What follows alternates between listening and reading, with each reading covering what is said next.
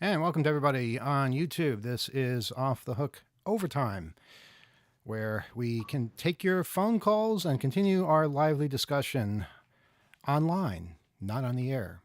Unless, of course, somebody's rebroadcasting us over the air, in which case we'll try to watch our language. Everybody make it. Kyle, I see you over there. Yeah. Gila, are you there? I'm here. And Rob, I see you. I also am there. And Frank. No, wait. Who's Frank? No, Alex. Yeah, that's who you are. Barely here. Okay, Barely. Good. All right. And we are on YouTube, and we are sounding good. Okay. Well, that's the listener's judgment call there.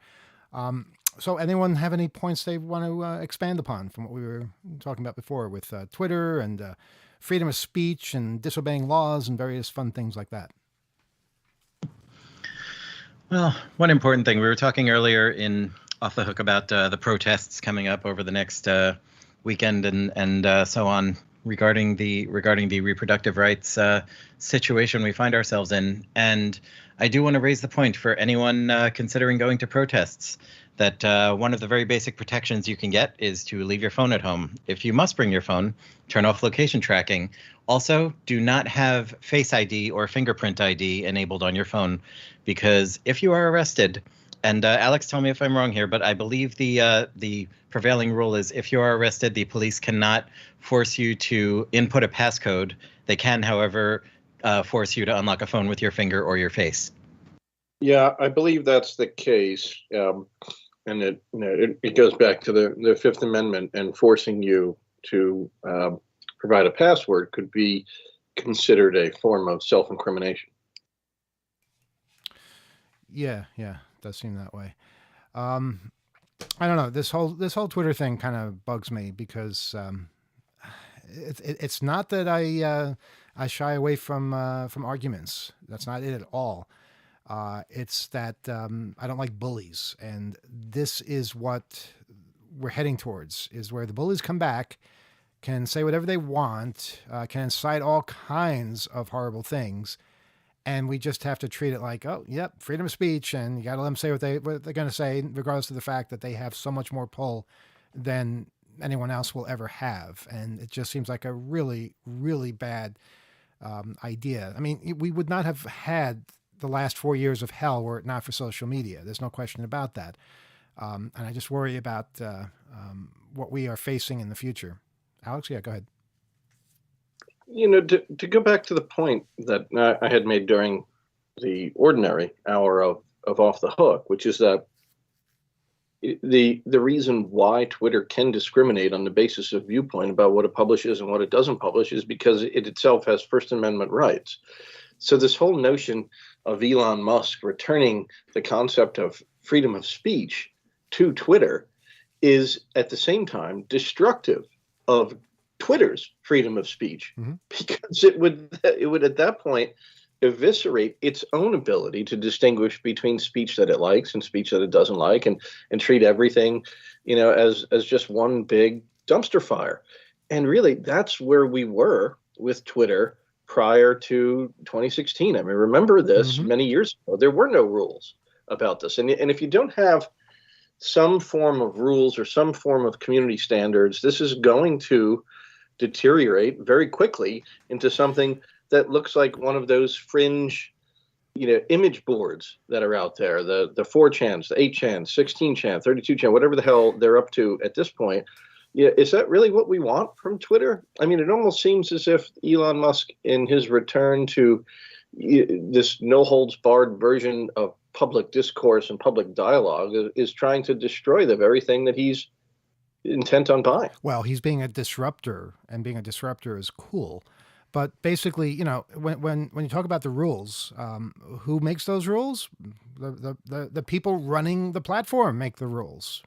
And if you're told that, you're not allowed to be there, and you're not allowed to be anywhere, then you have censorship. Then you have a situation that's very unhealthy that needs to be fought. When you have one company saying, yeah, we don't want to do business with you, we don't want you on our platform, As far as I'm concerned, they can do that, even if it's not completely fair. If they use flawed logic to do that in the first place, they deserve to be shamed for that. But they still have the right to do it. And I think what we're moving into now is just this hugely naive area where everybody is just treated as if they have equal say in everything. And then you have the situation, Alex, that you were describing of just complete mayhem. Kyle, and then Rob. I just want to jump in and point out the use of the word morally. Mm-hmm. His concept there, it's not legally. It was wrong for Twitter to make a decision about the former president being on their platform or removing him from it. It was morally wrong in his view. I'd love for him to just elaborate to the end of days about how important that is, because I would pose in response, what morally was he doing right to deserve to be there? Mm-hmm. I mean, you want to take it to moral terms. It's again a totally different comparison. There was a whole lot of moral wrong going on from that account in a myriad people's point of view. And just look what happened in the way he was using that platform. And this person wants to talk to society about morality? Are you joking? Oh, maybe he is. Go ahead, Rob. And just the whole concept of a privately held concern, a company, a person, an individual, whatever, that puts a website onto the net has to let people put things on that website that they don't want there. I mean, imagine if you had a house and anybody could put whatever signs they wanted on your lawn. I'm an artist. I've never had to deal with somebody who hates me telling me what I should put in my painting. And Emmanuel, imagine if you had by law to publish every single article in 2600 that somebody thought should be in there. I mean, that would be craziness. That would be madness. And it would also destroy the usefulness of the publishing venue. Like, we can decide what we make. You know how much paper that would take? That would be insane. It'd be bad for all of us. But yeah, when I signed on, out of fun, to what was the Trump media outlet before Truth Social? There was another one that ended in fire and disaster. Does anybody remember? Aren't we supposed to remember these things? I thought the internet was forever, but apparently it's not. Well, okay. Are you talking about Parler? Yeah, it was Parler. Yeah. I signed up for a Parler account, and I was truthful about who I was and what I stood for. My account got deleted. My account was because of who I was. Apparently, I didn't fit in.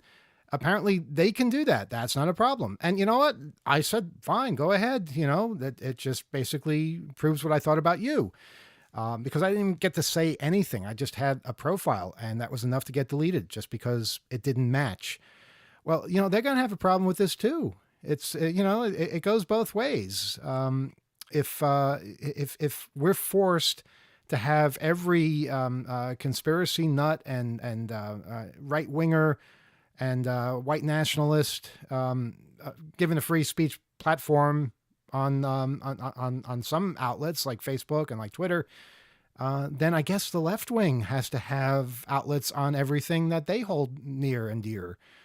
And I want to know how that's going to work out. What I also want to know is, I was just going to point out we're available for syndication on all the AM stations. Yeah, imagine if we, radio is different because there's a finite amount of bandwidth and frequencies and things like that. So, but you could draw some parallels. But I wonder, we still, as far as I know, we run an IRC network and we have IRC channels. Are we not allowed to kick people out of the channels when we feel like it? Because that's a big part of IRC is getting kicked out of channels. But maybe now that's illegal. Maybe now that's something that would violate their free speech rights. It's immoral. Well, I've always felt that. But, Alex, what's your legal opinion on that? I mean, IRC could be in danger here. I think I need to do some research and get back to you after thoroughly writing and vetting a memorandum. I think that's such an interesting question.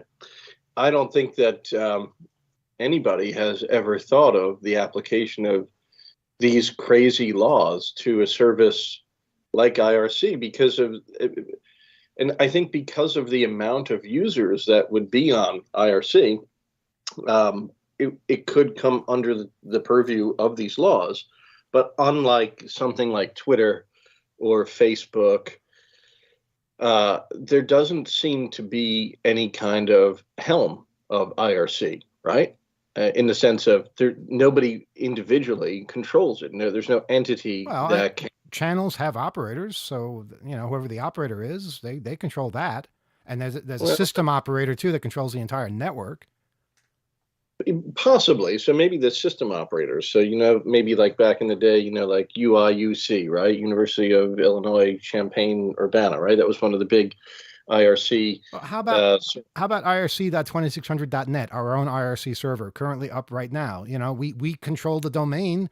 And we have people who control the network, and then we have people who control the channels. So there are people with control there. Well, absolutely. I mean, look, I think if you control the IRC server and you meet the threshold requirement for the minimum amount of users for the law to take effect, then there may be an argument that the law could apply. Why is this based on number of users? Well, that's what the law says. This is to exclude services that are smaller or up and coming.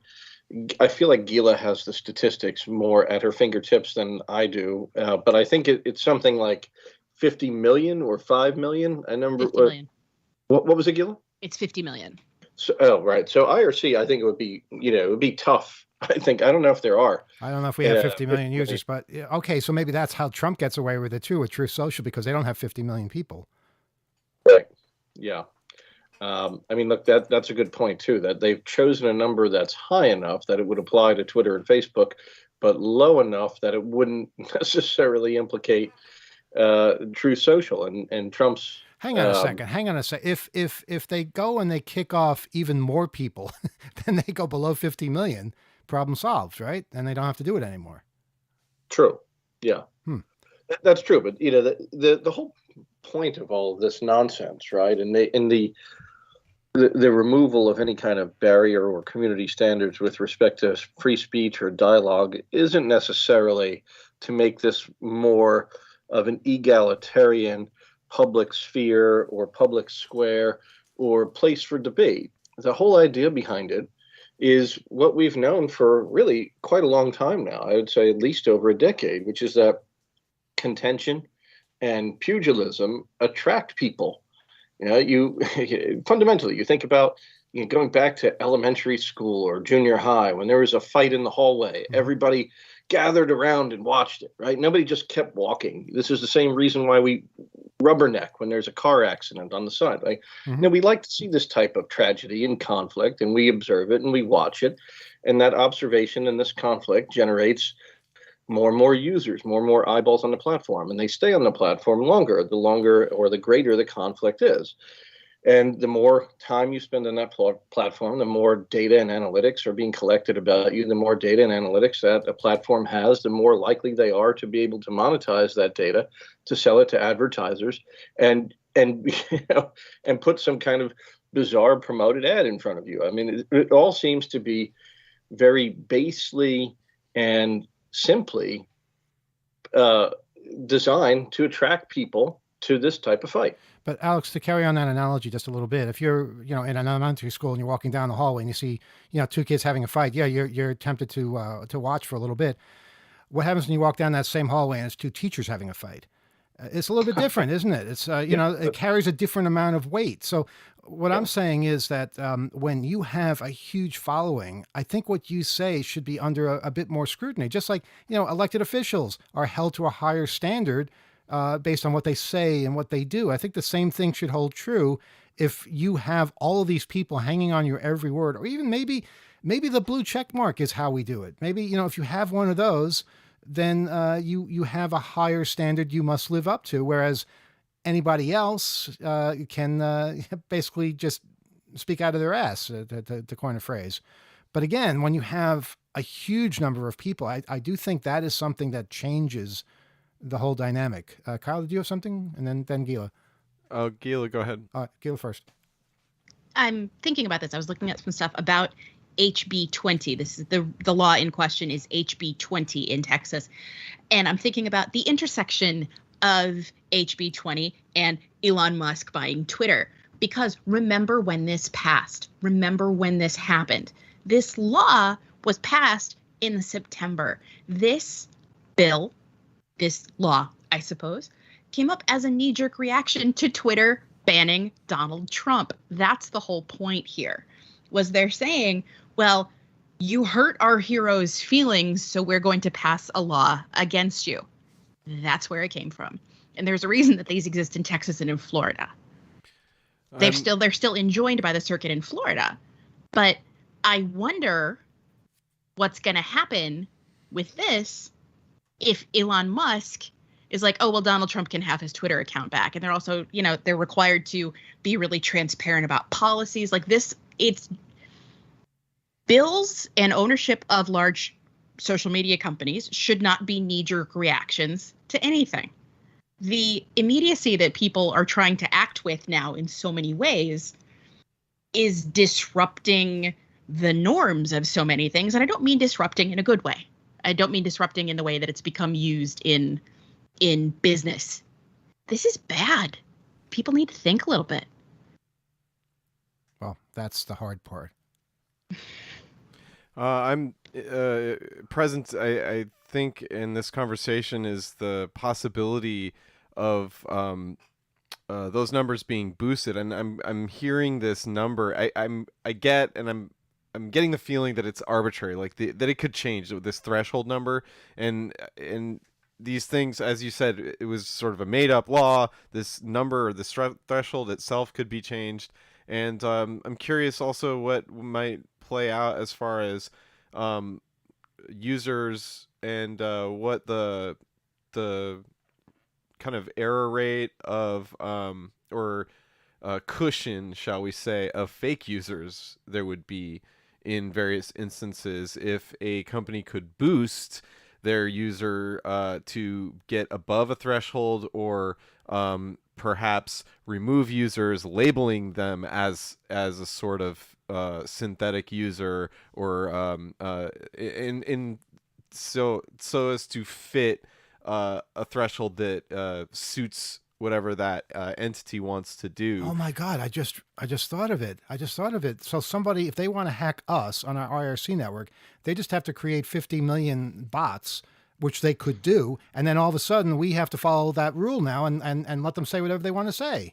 That's God. That's exactly the scenario that I was kind of thinking. We have to stop this. As we were discussing, I became really cognizant. I was seeing that vividly.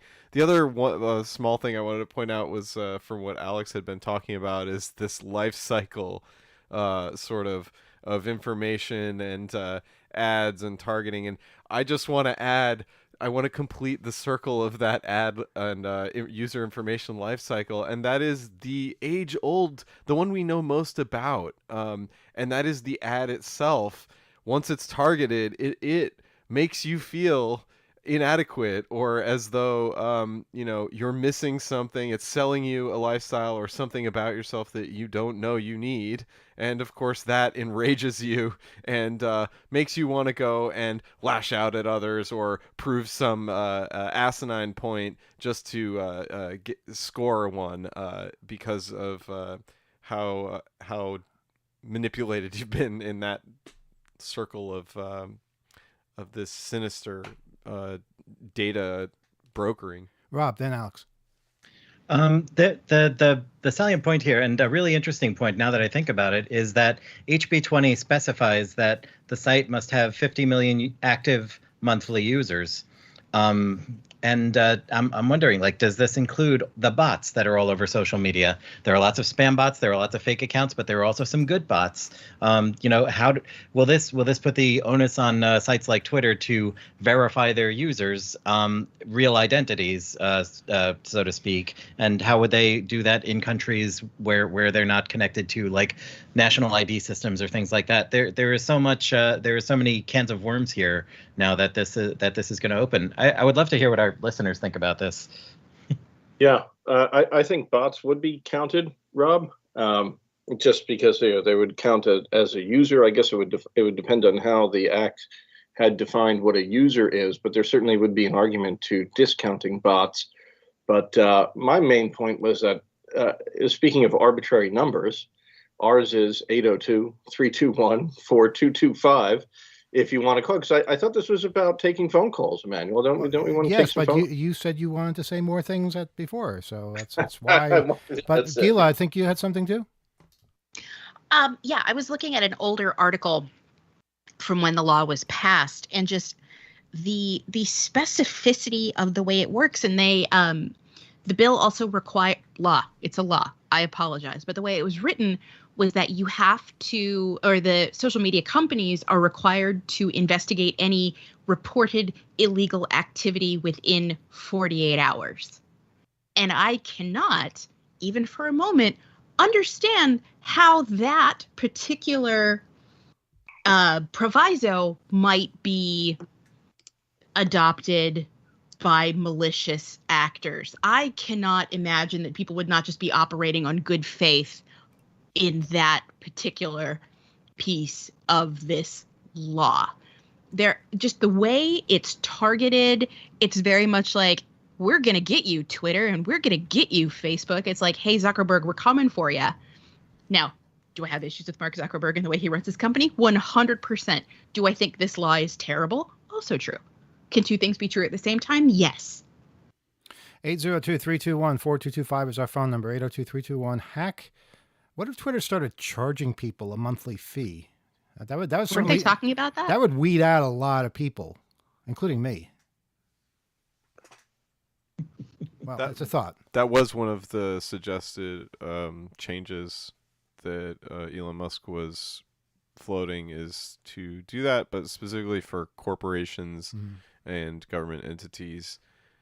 I think that some of these apps really should have admitted that from the beginning. I know we've talked about it. We've had speakers at Hope talk about it. Dron Lanier, his talk was about how we started out offering everything for free and then tried to figure out ways to pay for it, and that way ended up being ads. So I mean, this has been discussed, and certain platforms have changed and evolved over time. You know, Netflix used to send you discs; they don't anymore. There's good reason to maybe reassess this stuff. I think apps like Instagram should admit that it's really like mostly social commerce.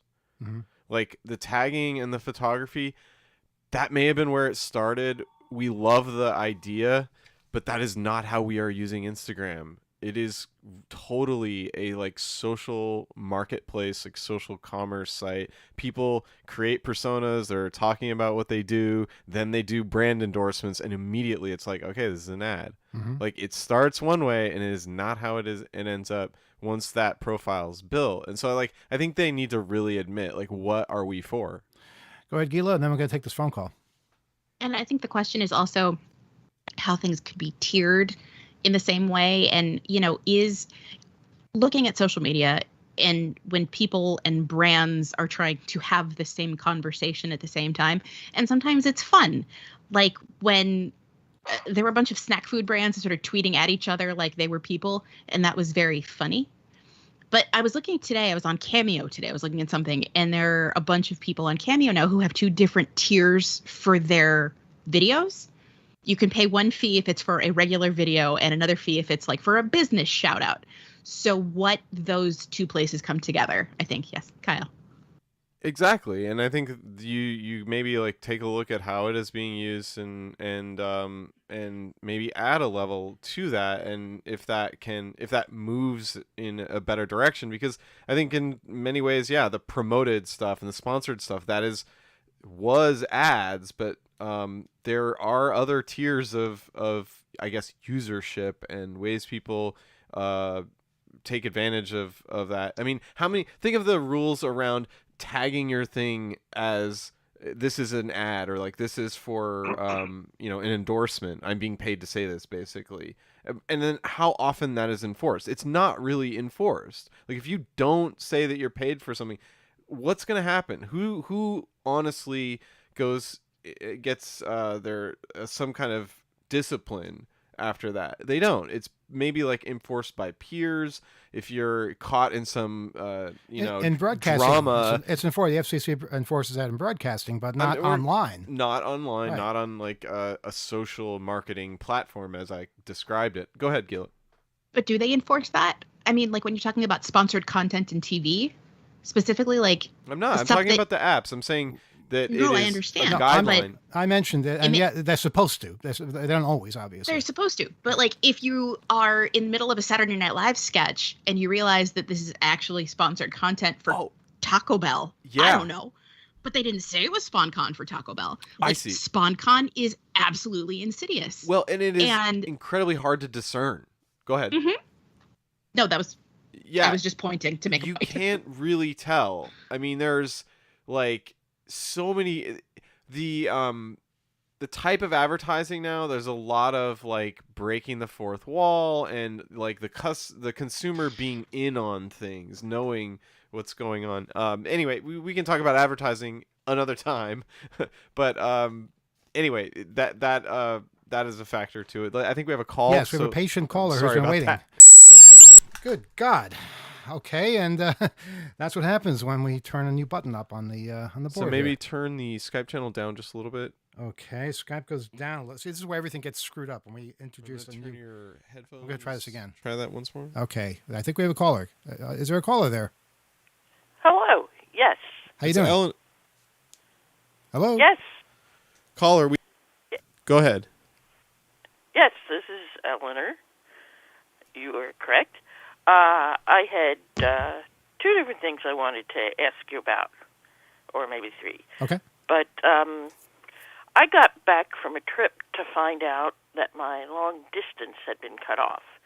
I got WorldCom through MCI, and MCI won't talk to me because I don't know my account number. Wait, MCI still So- exists? Yes. I thought they're part of Verizon now. No. What year is this? Is this basically amounted to a line on your phone company bill, and you pursued why it was cut off, and then they told you that they cut themselves off by going bankrupt or something, or getting bought? No, they won't talk to me because I don't have the account number handy. Somebody else pays my bills, and they haven't been able to find it. But and the they account- won't deal with me. The service would have been on your traditional phone bill, the previous one, before you upgraded, Before you were upgraded. before you were forced to upgrade. I was forced to upgrade. Yeah. My question is, there's But not a the- separate account or Yeah, something. was it billed through your regular phone bill before? I don't know because, as I said, somebody else does the phone bill paying, and they haven't been able to find it. Well, you know what? You can always change your long distance company. That'll teach them. Well, I wanted to keep the deal that I got these many years ago. That gives me a flat fee for each phone call instead of paying by the minute. You don't think there's another deal like that out there in all the long distance companies that exist? I don't know. I haven't searched through it. I just want to keep what I had. Uh-huh. Very simple. Well, it seems like if you call this company and say, look, call me back on my phone number, and, obviously I'm who I say I am, we need to reset certain things. Just basically say there was a fire and you lost all your paperwork. He can lie. You can come up with all kinds of different stories. And, They won't do it. I can't believe that. I really can't.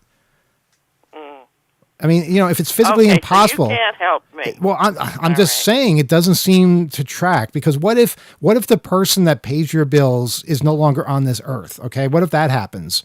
Well, what are you supposed to do then? Are they saying that there's nothing we can do and you're basically tied That's to us what forever? they're saying.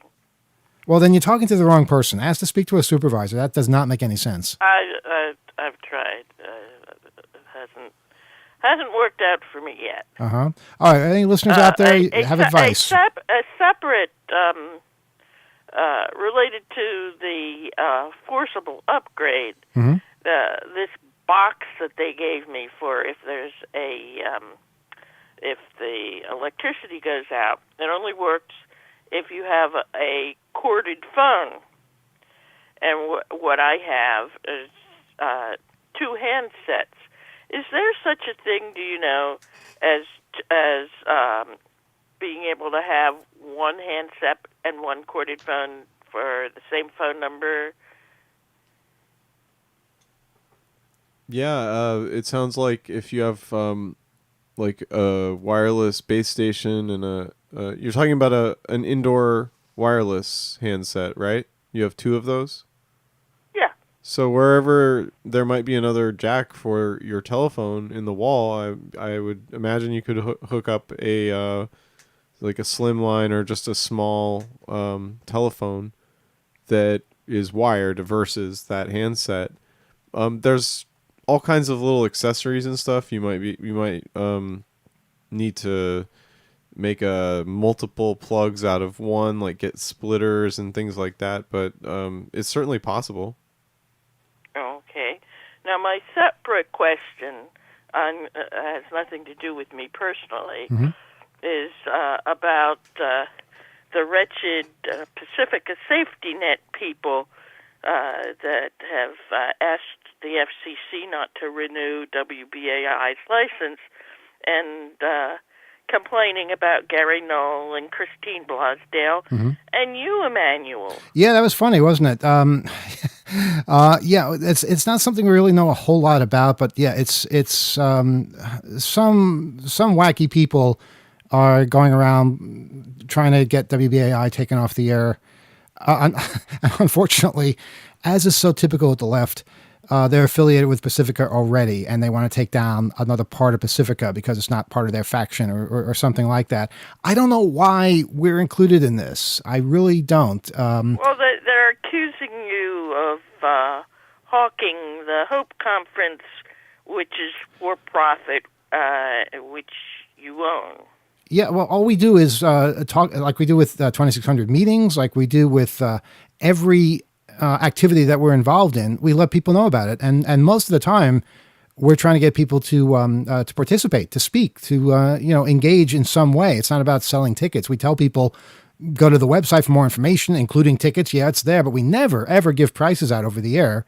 And we're very aware of the rules. We've been doing it this way for decades. It just seems whoever is filing this is grasping at straws. I can't speak to, the other parts of the complaint. I don't know enough about it, but I do know our operation. I do know what we do. And I do know that we're above board and we know the rules. We've been at this for a very long time. And like I said, it's kind of funny. I don't know, what they're trying to accomplish, but we're quite confident, as you can hear, we're saying the exact same things on the air now that we said before, because we're on level ground here. We're doing everything by the book.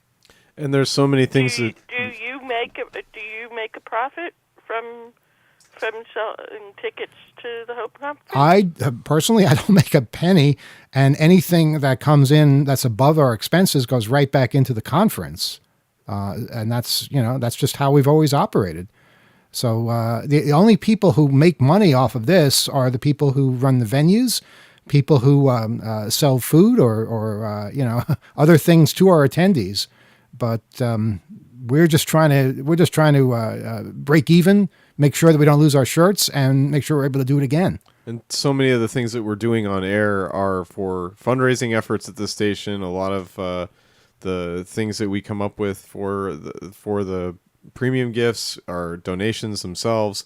We're constantly interviewing people outside the New York area, people from around the world, people in the local community, trying to get their voices out there, promote the things that they're doing, the events that they're hosting. So it's kind of more of exactly what we've stayed committed to for so long about sharing and presenting what the hacker community is up to the wider a listening area. And here's something else too. We basically we try to include as many people as possible. We try to give back as much as possible. When it comes to fundraising at the radio station, what we do is we donate our premiums, meaning whether it's tickets, whether it's DVDs, whether it's flash drives, whether it's shirts. What many producers at many radio stations do is give premiums to the station, but then they bill the station a discounted rate for those premiums. So it's not really a donation. It's more like a at cost sale. In our case, it's always 100% donation. And that is our way of supporting the radio station, and it works. You know, if you really want to support the place that you're broadcasting, then you have to actually make a donation, not just sell something to them for a lesser cost. That's always been my impression of what non-commercial radio should be all about.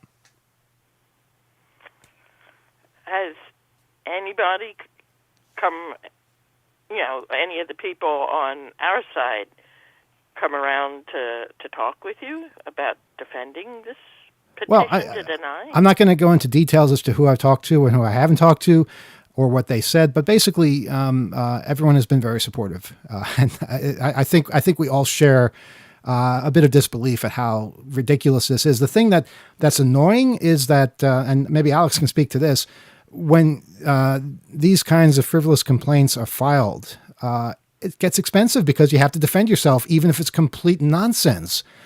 And there should be some kind of insurance that protects you against that sort of thing.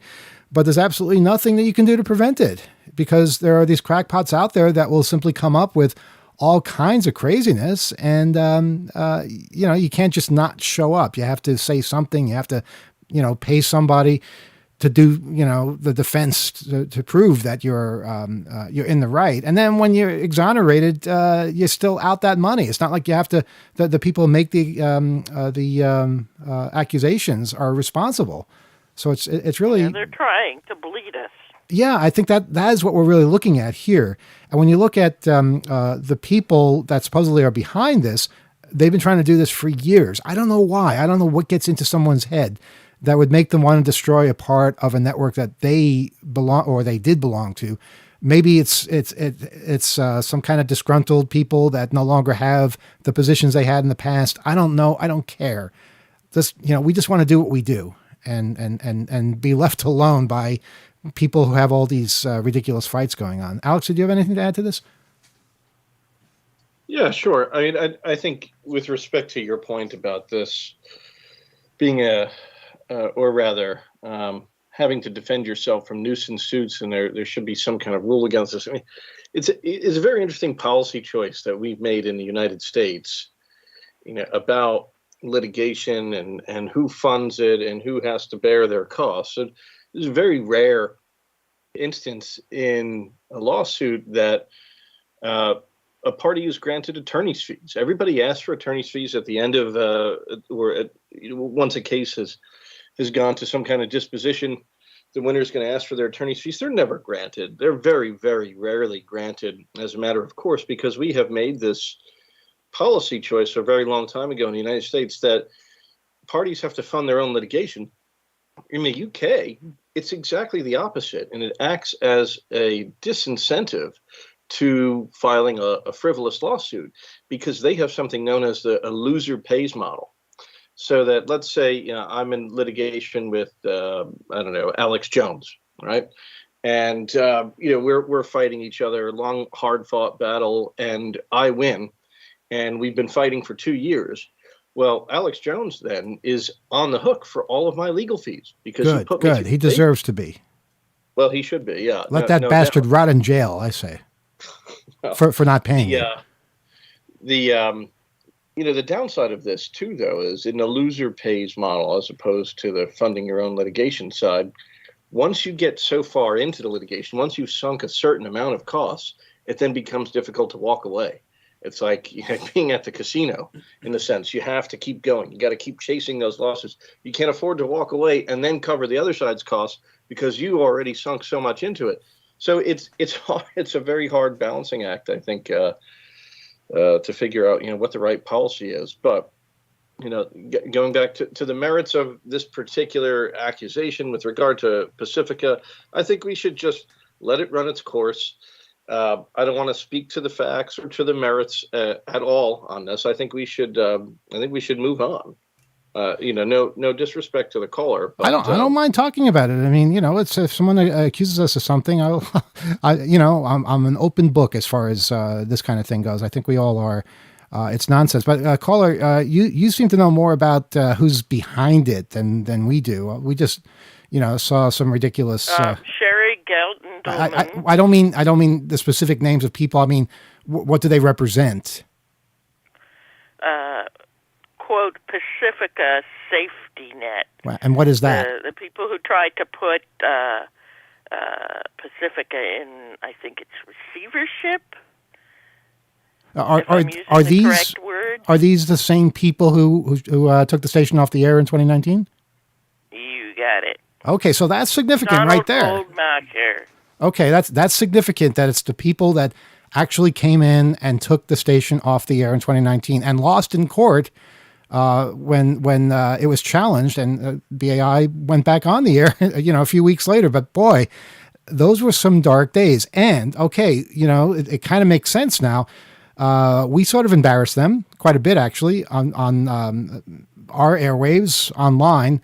We did a show from downstairs in the Commons at Atlantic Avenue, where WBAI is, and we broadcast that online, and we challenged these people.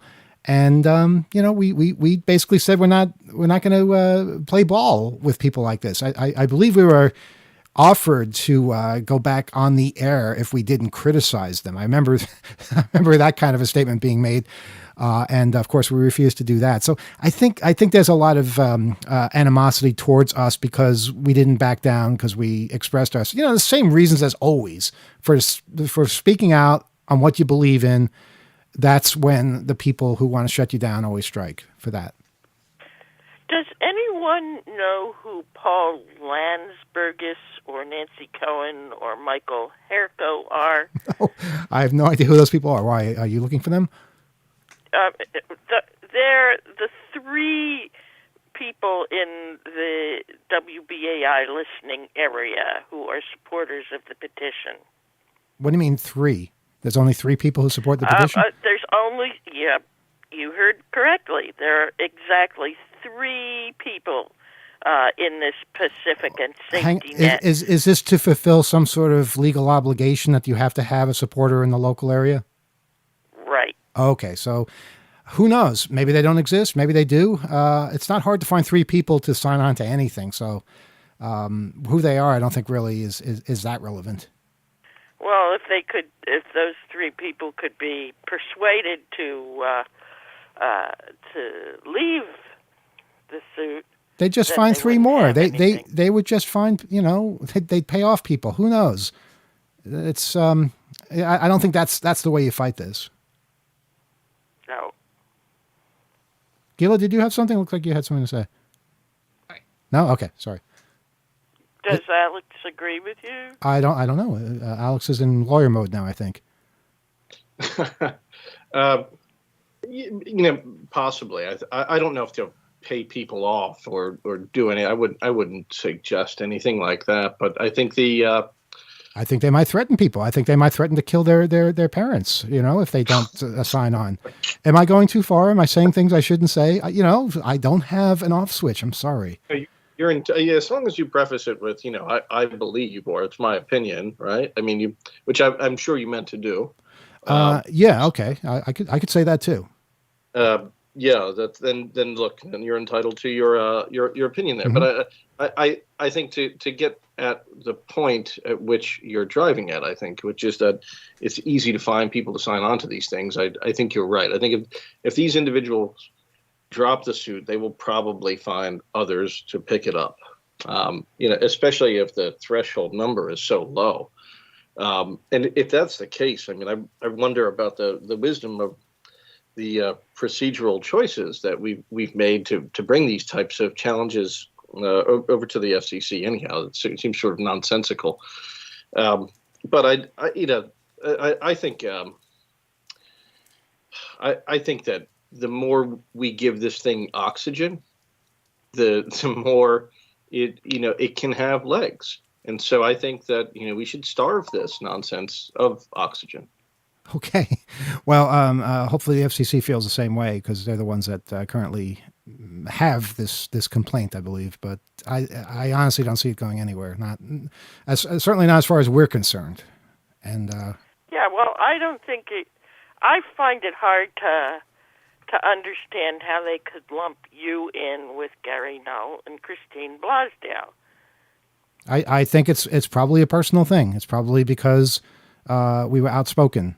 And when the same thing happened in the coup of 2000 and 2001, basically we didn't play ball then, and we weren't friends with the people who were occupying the station.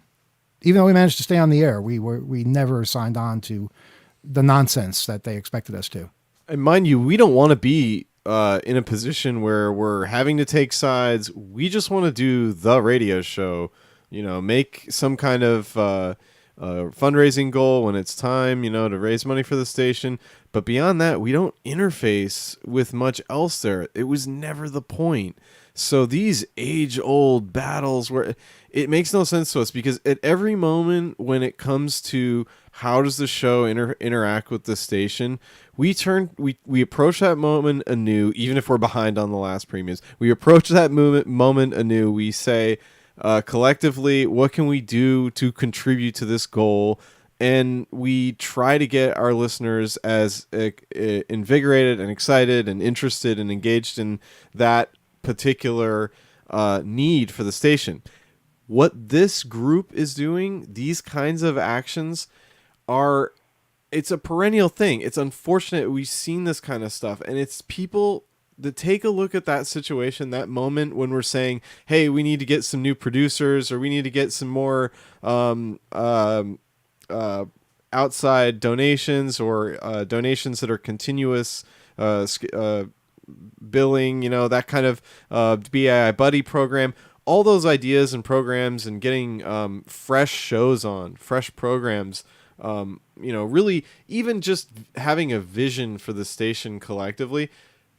This group is people that take a look at that moment and just say, no, let's start over. We don't want to do this. We don't want to have any kind of altruistic belief in the community that we've created, or that is here. And that is dangerous, because that is a fragile thing. That community it's ethereal. It's in the vapor. It is not something tangible. It is a collection of people that show up, that do stuff, and that believe, even if they're not like the other programmers at the station, believe in the concept of it. And this grievance, whether it's personal histories, or people that didn't that feel that maybe the station hasn't provided the right direction, and they aren't touched, moved, and inspired, and willing to be on board for what the station needs, even if it sounds dire or crazy or like it's not enough. This attitude that, oh, well, it isn't enough, or it's not my way, or I don't like the people involved, or I think that there are one or two programs at the station that are dragging the whole place down, or whatever is made up in their head. Their response is, let's tear it apart, let's burn it down, and let's guilt and blame every last person that doesn't approve of that. We were one of those groups. We said, you know what? We're going to continue to be here. We're going to continue to contribute in that altruistic way, be a part of WBAI, do our best to continue it in the grandest tradition that anybody else who's been on that radio station has done in the past. We don't want to tear it down. And there are people that they're just uncreative. They don't want to do the work. They don't want to find premiums. They don't want to make new shows that can compete, that can get listeners. They don't want to do that work. Their idea of a better job at this programming and this station is to tear it down, to syndicate other stuff, and or to sell the frequency altogether. Yeah, that says a lot right there. And it says that we have pissed off the right people too, because if this is the modus operandi, then we want nothing to do with that kind of thinking. at all. We've always, like I said, we've been an open book. Every single one of our shows online, to show exactly what we say and what we don't say. And we're proud of that. We're quite proud of the things that we've covered in the past. And it's not without controversy. We've been threatened many times by government agencies, by other people that don't like what it is we're talking about. People think that we're too political or that we have the wrong politics. The important thing is to, as we've said in the previous show, hold true to your ideals and be honest with yourself. And I think we can all say that we've done that. I hope that answers your question. Okay.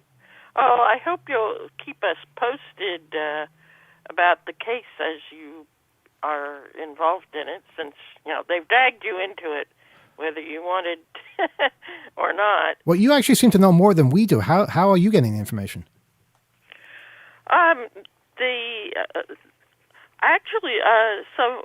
When it first came out, I emailed you at 2600 the papers, the Pacifica Foundation. Right, but you got those papers somehow before we did. How'd you manage that?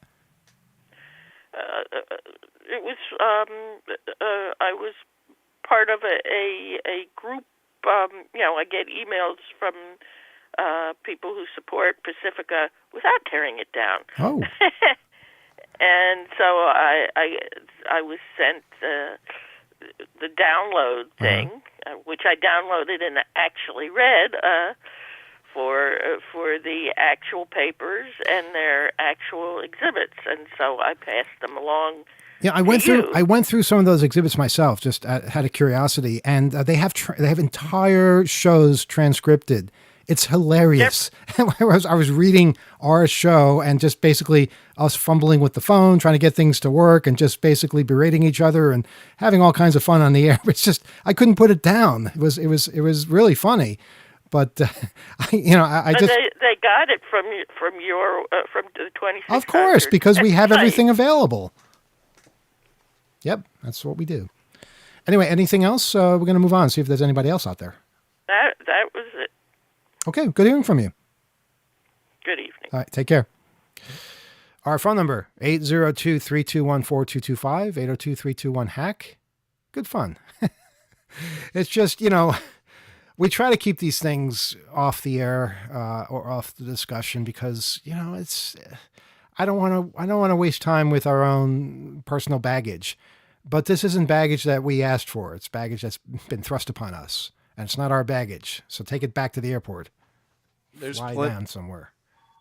There's plenty of media and writers out there that had all kinds of time to write about the demise of WBAI. Maybe they could, do some research, write an article, investigate a little bit, and celebrate that WBI is still here. Isn't that something? And it's still sought after, even in these inglorious ways. Do you remember? I think it was October of 2019 when they came for the station and shut it down, changed the locks and destroyed equipment and basically literally ripped up papers and made it impossible to operate from that building. Even though we could get into the building, we couldn't operate from there anymore because of the vandalism that these people did. And all of the media in New York City, all of the media showed up and reported on the demise of WBAI on the air since 1960 and signing off for the last time in 2019. And, we went to court and we fought a good fight and we won. We came back on the air. I don't think one of those outlets reported that we were back on the air. So in the eyes of a lot of people, WBAI went off the air in 2019 and never came back, even though we were back on the air a month later. That's, par for the course. That's just the madness. And yeah, someone should write a book. Someone should do a movie or maybe a mini series because let's not make it too long. There is so much drama. Let's take a phone call. Good evening. You're on Off the Hook. Good evening, Emmanuel. Bobson, you heard it. Okay. Bulgarian entry from the Eurovision Song Contest. Let me ask you, as a Bulgarian, did you know that song before I played it? Well, I heard it on the show on Tuesday. Well, we didn't play that song on the show. I mean, on Eurovision, on the semifinals. On the Eurovision semifinals, but I during heard the, it, yes. So that's something you actually watch is Eurovision semifinals. Well, yeah. Okay, that should show you the importance of Eurovision to people in Europe. That Bobson will actually pay attention to it. I got a question. Go ahead, Kyle. Hey. Did you hear it during the year at all? Like, in a No. restaurant or like just in the background? Because a lot of times the songs are familiar to people because it's played, and then No, there's nothing like that. Yeah, we're kind of unfamiliar with how the whole process works. I think most people who don't even know about Eurovision, but we saw it for the first time last year, and it's just really intriguing to see how all these countries put forth a song, and then there's two semifinals and a final, which is taking place on Saturday, and everyone seems to pay attention. Yeah, I only say that because it seems like some of the songs are really popular going into it. Yeah.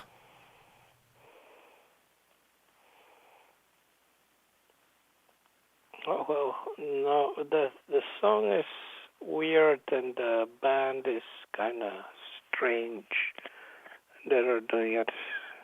It's a rock and roll song. Of course, they're strange. Well, that's not all that's strange about it. Well, but one of Rainbow's formal singers came over here and started a band or some such. Rainbow, as in the band that came from Deep Purple? Yeah. Wow. One of their former singers Uh-huh. came over here and started doing his stuff. Music, Richie Blackmore lives on Long Island now, so he's fairly local. Well, he knows the singer I'm speaking of personally. Yeah. It's a small community, so that's cool. Now, I should point out, just for the benefit of listeners, that while I played the Bulgarian song, and no offense, Bobson, I do not think the Bulgarian song is the best song of the 40. The one that I think is the best song, hands down. Well, maybe you want to say what your favorite is first, unless it's Bulgaria. Well, I've only watched the first semifinal because the second one is going to be shown later today. Okay. Did you have a favorite? No, not yet. Okay, my favorite, Moldova. Wow. It's all about a train ride from Chisinau to Bucharest, which is the opposite of what Kyle and I did a few years ago. But boy, it captured spirit, and it was probably the most unique song in the whole competition. So Moldova, hands down for me. Yeah, I enjoyed that. I remember hearing it. Great video too. First. Yep. And of course, Ukraine had a good song as well. Although it sounds like the song from last year. Did they repeat part of the song from last year? I have no idea. Well, I think there's. I just recognize it, and I shouldn't recognize it if it's a new song. Huh.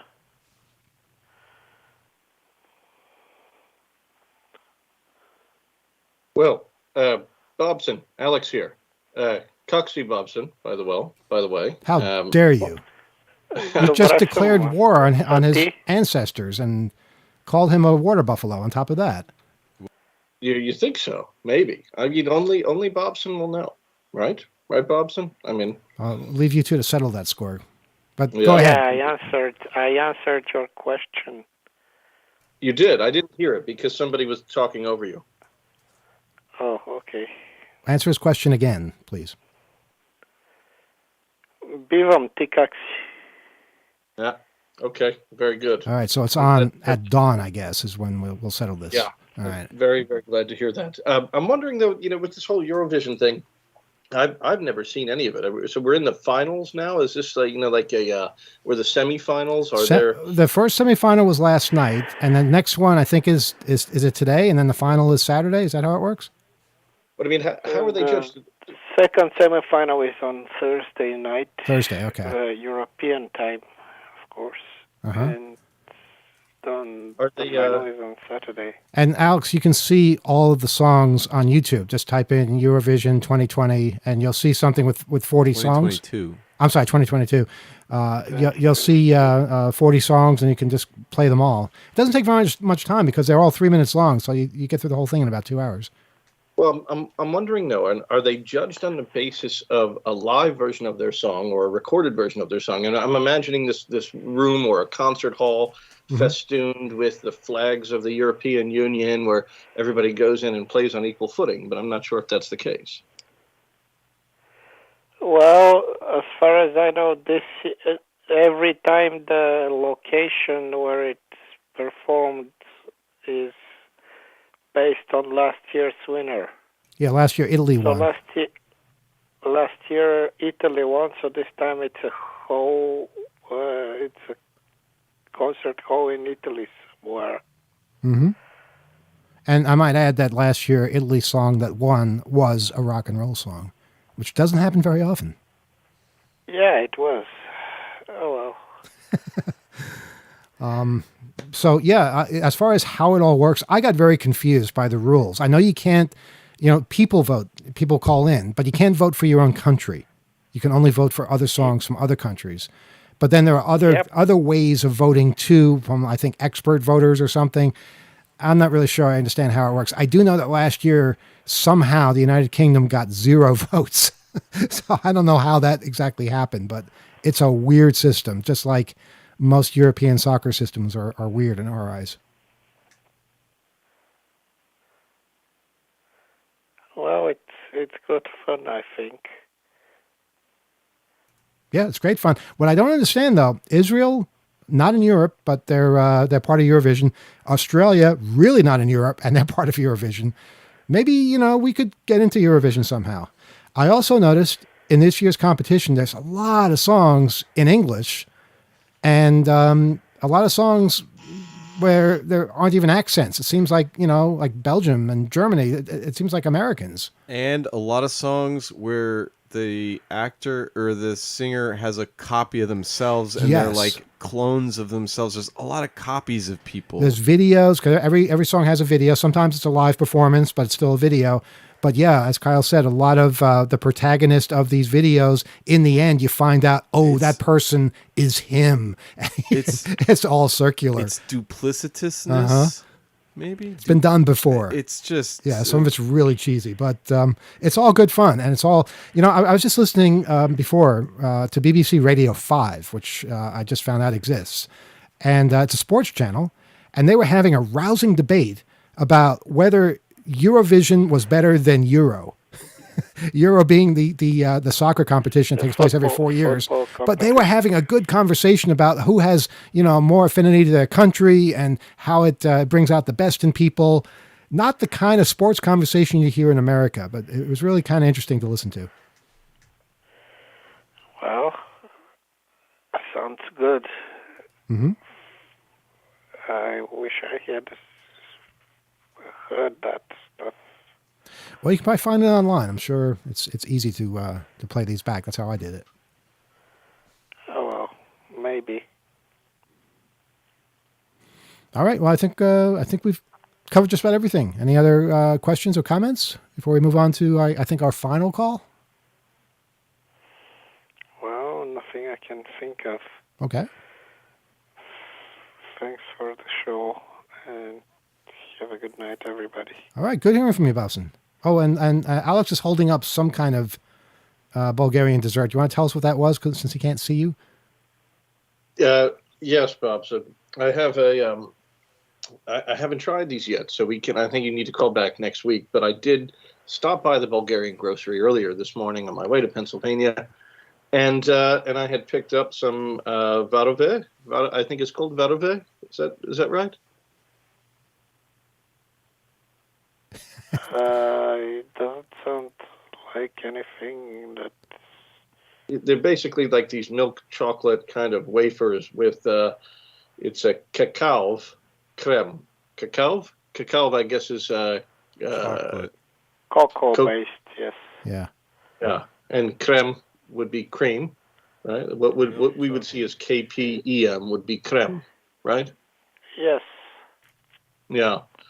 So yeah, I'm looking forward to these. They seem to have quite a selection of different flavors of these cookies. So we will be sure to try every single one of them in the weeks ahead. It seems all you ever get is dessert. Well, when are you going to get Well, meat or something? Yeah, in fact, I did pick up some meat today, but it turned out to be I thought it was Polish kielbasa. Well, actually wound up being a Russian kielbasa. So I hope I didn't violate some kind of sanctions. I think you might have to report that to somebody because that certainly is not in keeping with the values that we want to pass on to our kids. That is true. Yeah, I will say though, I guess a lot of Bulgarians still speaks Russian in a sense, right? Do you speak Russian at all, Bobson?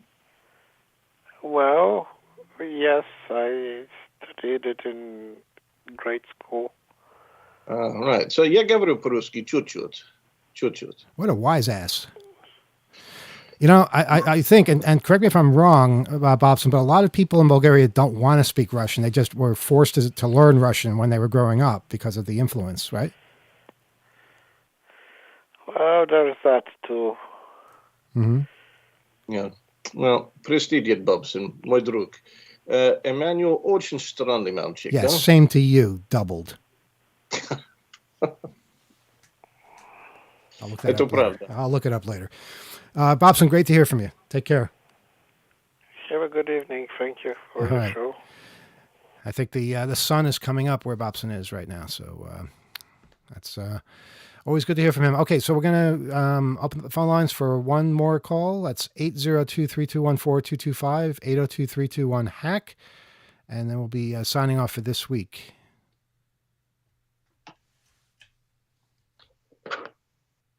Just assume somebody would say something if I just relaxed for a second. But no, apparently not. No one has anything to say. Okay, great. I do, actually. Go ahead, now that you mention it. please. And I'm sorry I wasn't able to share this earlier, but my favorite Eurovision moment is well, first of all, the movie, the Netflix movie from a couple years ago that functionally was Eurovision 2020, Fire Saga. That's sort of fantastic. But the other thing is, speaking of Israel, there was a CD that was put out by some studio musicians, and it was like the best of Eurovision, and they sang everything phonetically. So if you listen to the Israeli songs that won, they're total gibberish, and it is the funniest thing ever. I love everything about it. But by the way, this year's Israeli entry is great. Mm-hmm. It really is. It's one of my favorites. That Ukraine, but Moldova takes it all. Moldova was the best. Yeah, I think Serbia did a good one too. Serbia had a pretty good entry this time. Did you see the U.S. equivalent? What is the U.S. equivalent? It was called the American Song Contest, and it just ended this week. And they had people from representing every state and every territory. And it was fascinating because some people were complete unknowns, and like Michael Bolton was representing Connecticut. Well, wait a minute. He made it to the final. Michael Bolton? Hold on a second. He's not an unknown.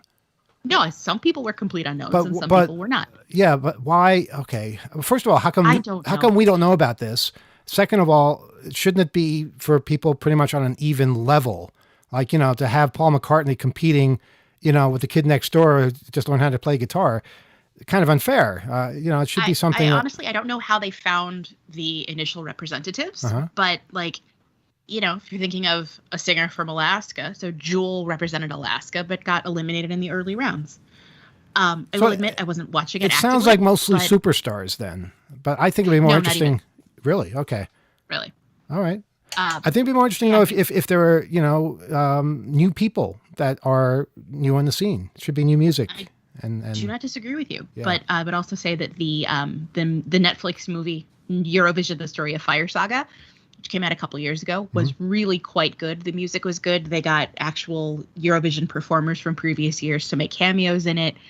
I enjoyed it very much. Do they explain the voting, how it works? A little bit. All right. Sort of. But I'll they try. cut part of that because there's like Will Ferrell running. Yeah, but I gotta learn these things. Just like I have to learn how to play cricket. People explain it to me and then I forget it. And I would like for it to stick. Best of luck. All right, let's take this last phone call. And good evening. You're on Off the Hook Overtime. Go ahead. Greetings. It's Kirby S. from Etobicoke. Hey, how you doing? Not too bad. The reason I called today was I wanted to ask you guys, planning to come to the conference, and there's several options for the accommodations, and I was wondering if anybody could shed any light on the hotel options or the on-campus options, or Well, do you have specific questions about anything at all. specific questions about any of those options, and we can certainly answer them or try to. Well, just has anybody stayed at the facilities? Is on campus a good idea? Is it an interesting experience? Well, okay. Obviously, this is a first time for everything, right? Kind of thing. I'll do my best, and I'll hand it over to Gila, who's been managing most of this. We're all new to this. It's a new location for us. We do know of a double hotel that's down the road a ways, about a mile or maybe 2 miles from the site, which is offering a discounted price. And it's near a lot of restaurants, and there's a dive bar downstairs. So it's kind of a cool place to be. In fact, it's right on the Long Island Expressway. You can look out your window and see the expressway going by. So if you want an interesting Queens experience, that is one way to do that. And it's basically a place where you can get away from the site for a while if you want to do that. Now, if you want to be on site, then there's the on-campus housing situation. And that is obviously very, very convenient because you're right there. You wake up on campus. But the other part of that is that you're part of St. John's community at that point. You have to follow the St. John's rules. They have what we would consider kind of strange rules. For instance, no alcohol allowed on campus or in the dormitories.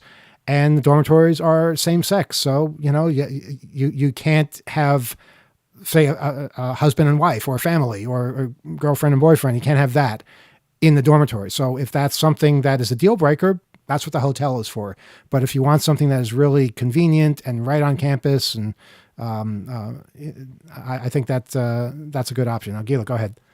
Yes, so I absolutely agree with everything Emmanuel is saying. Let me throw in a couple more points for you. One thing we really want to make sure that people understand, it's not just that you're going to be subject to St. John's policies, but that is very true. Don't forget, this is a college dorm. You are going to be sleeping in a single bed. If you're okay with sleeping in a twin bed, on campus may be a good option for you. There's also a possibility that if you sign up for a room, let me try this again. You're going to sign up for a room. Rooms are part of suites. There is a very distinct possibility you'll be sharing a bathroom with a stranger if you stay on campus. You just need to be prepared for that. Now, if you stay on campus or you stay in a hotel, breakfast is included no matter where you stay. And no matter where you stay, you don't need to pack sheets and towels. Those things are included as well. So if that's a factor in your considerations, don't worry about that. Free parking on campus, parking costs at the hotel. But also, please don't forget, St. John's is pretty easy to get to no matter where you are in 4 of the 5 boroughs. I can't vouch if you want to stay on Staten Island. That's a little more complicated. Mm-hmm. But if you want to stay in Midtown Manhattan, you can do that. The hotels we have, the hotels that St. John's has connections with that we're using are there are 2 chain hotels. It's a Garden Inn and a Courtyard. They're both Marriott properties. They're very nice. If you've stayed in one somewhere, you have an idea of what to expect. And they're right next door to each other. They're right next door to each other. Here's the thing to remember. They're not enormous hotels. We are not going into a space the size of the Hotel Pennsylvania. If you want to stay in one of the hotels, please get on that sooner rather than later. They're not huge. Yeah. They may sell out. Yeah, they will. They will sell out at some point. But and again, our block closes July 1. Yes. Good to know. Good to know. And, there's no need for a bigger hotel because we're not having the conference in the hotel. The hotel is simply for people to sleep in. But again, it's convenient. There's a bus that goes right to campus, or it's a very quick Uber ride, or many other ways to get there.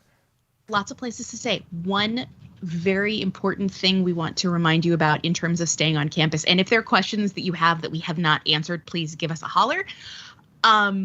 Please don't forget that if you are a person who does not, if you identify as non-binary, you should not stay on campus. This is a policy thing. It's not our policy. You need to identify as male or female. And if you don't, staying on campus is not a good choice for you. We don't love it at all, but this is a policy of our host institution. Well, we're talking about, I'm sorry, we're talking about this filling out the form, right? It's not like someone's going to come to your room and check and say, what are you? Right. But correct. You do have to choose one or the other. That's how they work. You have to choose one or the other, and you have to provide a photo and photo ID. Right. And that's how they assign your housing.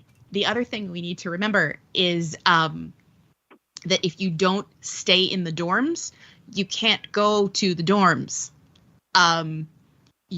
St. John's is issuing ID to our attendees who are staying in the dorms, and we are not in charge of that. St. John's is going to have personnel who are checking IDs on the way to the dorms. If you don't have a dorm reservation, you can't go to the dorms. We cannot stress this hard enough. Right. So if you're staying in the dorms and planning on having a party, please don't. Yeah, and they're asking for your ID. We are not asking for your ID. We do not get Correct. Your ID. The dormitory, St. John's, that's their policy. This is an on-campus ID. Right. And this is not a Hope staff thing. Hope staff is not, we're not doing housing assignments. We can't change your rooming if you don't like it. We have nothing to do with this. But you can request that you can request a roommate. Yes. But the makeup of your suite is not able. We cannot guarantee the makeup of your suite. So hold on. As far as roommates, now there's two options, right? There's a single and a double. Now, if there's a double, there's two people per room, and if it's somebody you know, then that's the person that you'll be with. Otherwise, it could be a complete random stranger, or you can choose to have a single, which is not that much more expensive than a double, and then you have the room to yourself. Did I have that right? That's absolutely correct. Okay. Rooms are assigned to suites. Even if you have a single room, you will be sharing a bathroom with another person. Just bear that in mind as well. But yes, if you and a friend decide you want to share a room and you sign up together, we can make that happen as long as it's a roommate of your same gender. Like Rob and I cannot share a room at the conference. It's silly. It's silly, but it's silly. It's not ours. And also remember that this is a college campus, and we're adults, and they were not their core constituency. Yeah, it's just well, consider it a challenge. One option. There's other options, so it's not like that's the only thing. Right. Exactly. That's why we have multiple options so that people can make a choice. But just understand that their campus, their rules as far as that goes. As far as a conference goes, that's what we run. Also, if you want to look for an Airbnb somewhere in Queens, you can literally, the entire city is at your feet here, and you can get there easily from anywhere. When I went to college at a tiny university in Los Angeles, and they said the city is your campus, and it's very true. You can, it's a heck of a slogan, but you can come to the conference, and then you can stay wherever you like, get back and forth from campus very easily. Were there other questions that you had that we have not addressed? I mean, no, but that's fabulous in terms of the information you provided. I'm sure lots of people probably were wondering the same thing as I, and I'll tell you, I was staying at the hotel. To your thorough explanation, which is cool, and I'll get on that shortly. For my particular, I may want to commiserate or of course visitors or something without people. But at the same time, I think my big problem is I'm trying to figure out how to get to the conference. And so I was wondering if each of the hosts could speak on what they think is possibly the best or a cool way to get down there from Canada. Now you're in Ontario, right? Yeah. Okay. As far as I understand, I could cross the border in an hour from where I am. Now, is flying your preference or land travel? I mean, at this point, it doesn't. I'm open to anything. If there's a cool line that runs somewhere, or if there's a good drive, or Well, driving is easy, because you simply, come down the interstate and basically you can get to St. John's very easily that way, just crossing over one of the bridges. And flying is simple because LaGuardia Airport, I believe, has flights from Canada, and certainly JFK does, and they're both very close to campus and very easy to get to. Then, of course, there's Amtrak, but there's only one train a day that comes down through New York State from Toronto. It's called the Maple Leaf. And that takes you to Penn Station. Would have been good when the Hotel Pennsylvania was there, because it was right across the street. But it's also easy to get to. You just get off and get onto. Actually, you just stay in Penn Station. You get on the LIRR and take that out to I believe Jamaica, which almost every train stops at. And from there, you hop on a bus and you're on campus. I think there's full directions. Am I right, Gila, on our website? If you go to hope.net/travel.html, you will find all kinds of information on how to get to St. John's from New York. It is up to you how to get to New York, but then we give you information for subway, rail, bus, car, everything you may need to know about getting to campus. We've got it there for you. I think if you want to drive, that's a great option. I think the train, understanding that there are convenience issues, flying into all of these things are possible. Also, don't forget, if you arrive at Penn Station, you can also take the subway from That's right. Penn Station. Yeah, the subway. You can take the E-train from Penn Station, which will take you straight out to Queens. It is also less expensive than the LIRR. It's not quick though. That the subway will take a while. The subway does take a while, but there are lots of options.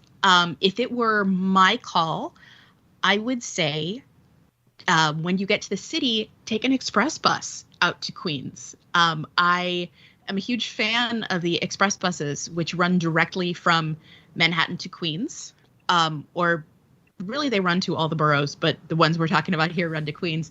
I did get Rob on his first express bus a couple weeks ago. I think it was a life-changing experience for him. It's basically a coach bus that the MTA runs. So there's space, there's USB chargers at your seat. There's a little fan for your face. I would take an express bus. I think they're kind of fantastic. But and then you get to see some of the city. Is that outlined on the website as well, the express buses? Via MTA Express Bus. When I wrote up the travel instructions, I kind of went nuts on all the different ways you could get to campus. That's everything what we want. You could possibly need to know is here. That's all we ask, is that people go nuts when they are describing the various aspects of Hope. So I hope that answers your question. Oh, certainly. No, definitely shed some light on stuff. Because, it's, especially these days, it's a little daunting planning a trip and figuring out exactly what to do. Mm-hmm. Yeah, I mean, we've heard that from a lot of people. In fact, that's one of the reasons why we introduced the virtual option for people that, it's too daunting and they don't want to take a trip this early on, or they just, they're exhausted from the last few years. We get that. And we just want to make sure everybody is included one way or another. So those of you who decide to get a virtual ticket, you can participate in all the ways that we had in 2020. And those of you who want to give a talk virtually, we're going to have a track for virtual talks as well. So we're going to try and do a lot. That's great. If I was Kirby, what I would go from Toronto to London, Ontario. Mm-hmm. And then I think you can get into like Detroit. I don't know how that works. I'm curious about that area. Windsor, Ontario. Yeah. That connects to Detroit. I'd still check out London though, because I'm curious about that city. I haven't been to London in Canada. And then I have family in London. Okay. So there you go. You stop in, you have dinner, or why are you planning out his whole trip? Well, he asked what every single person on the show would do were they him planning this trip. I'm just answering the question. I'm the innocent one here. Okay, so now he's got to have dinner with his family, all right? And then, so obviously he can't leave till the next morning. That may or may not happen. They're going to want him to stay over. Then you go to Chicago. Chicago? You spend some time in Chicago. Yeah, you backtrack a little bit. When is he leaving, June? And then you get on the Amtrak train, because Amtrak... The Lakeshore Limited? Yeah. There the Lakeshore Limited, that's a good train. But there's still only one of those a day. Yep. I said the Maple Leaf because the Maple Leaf comes from Toronto. Although, you know what? It's It doesn't go to Toronto now because of COVID, but it will start in June 27th. Just a little point of information. The Lakeshore Limited is the Amtrak train that goes to the East Coast. There's also It's a sleeper though. what's the Indiana rail? Yeah, that's not going to work for him. That goes to Chicago. Yeah, that's a dead end. That goes from Chicago from Indiana. It doesn't go to New York. So. I would still check it out. Uh-huh. But yeah, Lakeshore Limited, that'll get you to one end of the country. Yeah, from the mid of the country, that will send you to the east. And then once you're in the east, you would follow what Gila had suggested for all the myriad ways you can get to Queens. Have you been to New York before, Kirby? Yes, I have. Okay, so you're somewhat familiar. And also, I could be in Niagara Falls, New York, in like an hour and a half from where I'm sitting. Okay. Oh, there you go.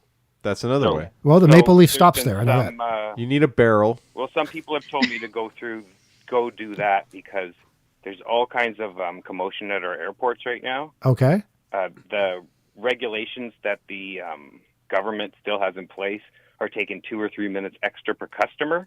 And so it's like 3-4 hour waits. Wow.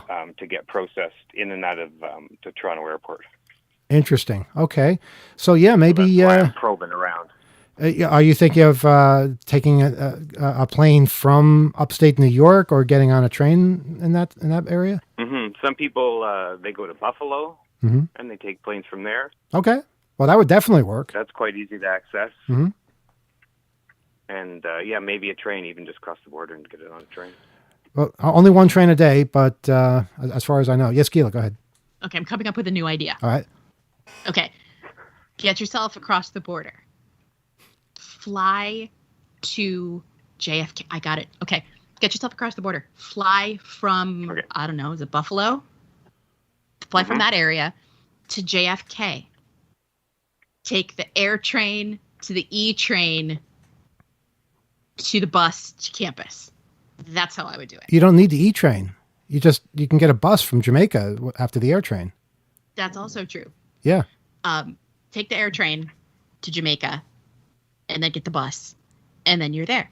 All possibilities abound. So yes, hope.net/travel.html. This is all there. We can't get you to New York, but once we get you to New York, we tell you what to do.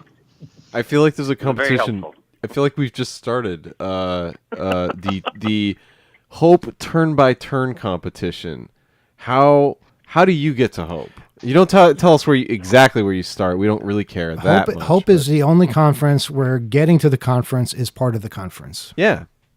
Wait, do you guys remember a couple years ago I suggested that as a premium we offer ourselves as like a voice for your ways, and no one took us up on it? Yeah. There's not that many recordings to record on your ways either.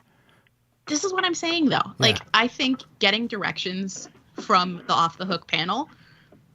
Oh my God, Kirby, you're doing amazing things here and we appreciate it. Well, I'm gonna have to figure this out. I'm gonna have to plan soon because I also have the possibility of a plane into the other airport. What's the other airport? LaGuardia. Right? LaGuardia? What's the other airport? Newark. Newark. Newark? That's not as close. Yeah, Newark. It's New Jersey. Yeah. Well, we have a downtown airport that it's basically like getting on a bus. Like you go down to the basically middle of it's just downtown, and then there's an airport right there. You take a little tunnel, or there used to be a ferry, like 10 minutes or 5 minutes, and you can fly in the plane. It's like an hour and 20 minutes to that airport. Okay. From downtown Toronto. Interesting.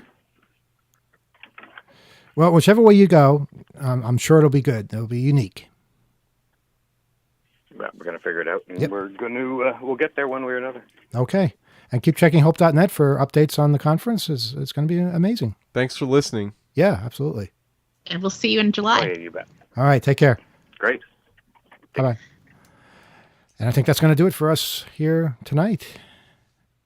Right? It's so early. Actually, it's 9:30. We've been at this an hour and a half. Good 90 minutes. And we did an hour show before that, so it's not as early as you might think. Oh yeah. And well, I was being sarcastic, but it's hard to tell. Yeah. Sarcasm. Yeah, that'll work. But I do enjoy your sarcasm so much. Yeah. Sarcasm's the best. It is. It's Again, just like the station. It's like everybody's like, "Hey, we should all be serious," and someone's like, "Yeah, I'm Yeah. gonna do sarcasm." let's do that. That's like the equivalent to the fundraising or like let's destroy the station thing. A lot of that going around. Okay, so oth@2600.com, email address, write to us. As far as I know, we'll be back next week. And yes, keep checking hope.net for updates on that. And send us your stories or thoughts or anything like that. We're looking for speakers for the conference and workshop participants and anything you have an idea to do. We can probably help you do it at the conference. So that's pretty awesome. All right. Till next week. Good night.